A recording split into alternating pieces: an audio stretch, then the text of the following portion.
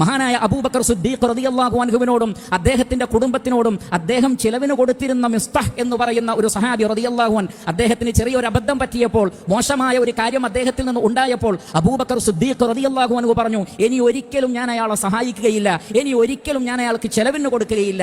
ഉടനെ അല്ലാഹു സുബ്ഹാനഹു വ തആല പറയുകയാണ്, വലിയഅഫൂ വലിയസ്ഫഹു അലാ തുഹിബ്ബൂന അൻ യഗ്ഫിറല്ലാഹു ലക്കും. നിങ്ങൾ മാപ്പ് നൽകൂ, വിട്ടുവീഴ്ച കാണിക്കൂ. നിങ്ങൾ ചെയ്യുന്ന തെറ്റ് അല്ലാഹു പുറത്തു തരണമെന്ന് നിങ്ങൾ ആഗ്രഹിക്കുന്നില്ലേ? എങ്കിൽ നിങ്ങളോട് ആരെങ്കിലും തെറ്റ് ചെയ്തിട്ടുണ്ടെങ്കിൽ നിങ്ങളും അവർക്ക് പുറത്തു കൊടുക്കൂ എന്നാണ് അല്ലാഹു സുബ്ഹാനഹു വ തആല പറയുന്നത്.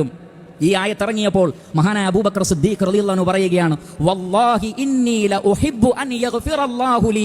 അല്ലാഹുവാണ്, അല്ലാഹു എനിക്ക് പുറത്തു തരുന്നത് ഞാൻ ഇഷ്ടപ്പെടുന്നു. ഫറജഅ ഇലാ ഇഹ്സാനിഹി. അങ്ങനെ വീണ്ടും അദ്ദേഹത്തിന് നന്മ ചെയ്യുവാൻ അദ്ദേഹം തുടങ്ങിയെന്ന് മാത്രമല്ല, അല്ലാഹുവിനെ ആണയിട്ടുകൊണ്ട് അദ്ദേഹം പറയുകയാണ്, വല്ലാഹി ഇന്നി ലാ അൻസിഉഹാ അൻഹു അബദാ.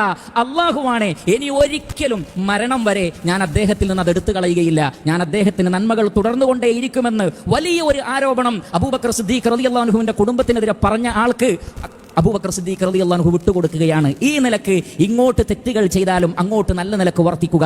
ഇദ്ഫഅ ബില്ലതി ഹിയ അഹ്സൻ. ഏറ്റവും നല്ലതുകൊണ്ട് നീ തിന്മയെ പ്രതിരോധിക്കുക. ഫഇദല്ലദീ ബൈനക വബൈനഹു അദാവതു കഅന്നഹു വലിയ്യുൻ ഹമീം. അപ്പോൾ നിനക്കും ആർക്കുമിടയിലാണോ ശത്രുതയുള്ളത്, അവർ നിന്റെ മിത്രമായി മാറുന്നത് കാണാം.